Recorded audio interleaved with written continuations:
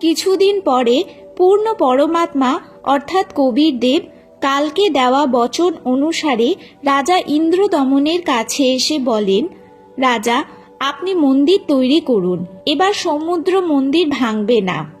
রাজা বলেন, সন্তজি, আমি বিশ্বাস করতে পারছি না।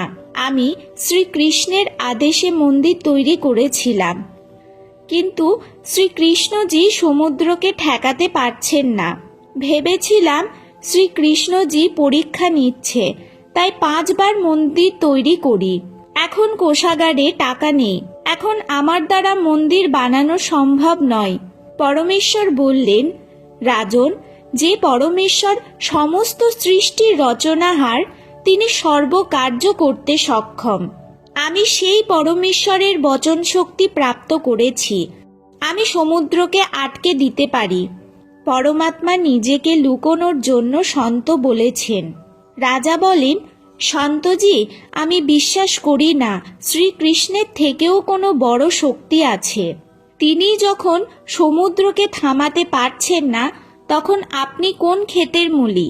অর্থাৎ আপনার দ্বারা সম্ভব নয়। সন্তরূপে আসা কবির দেব কবির পরমেশ্বর বলেন, যদি মন্দির বানানোর ইচ্ছা হয় তাহলে আমার কাছে এসো, আমি অমুক স্থানে থাকি, সমুদ্র এবার আর মন্দির ভাঙবে না। এই কথা বলে প্রভু অর্থাৎ পরমেশ্বর চলে যায়।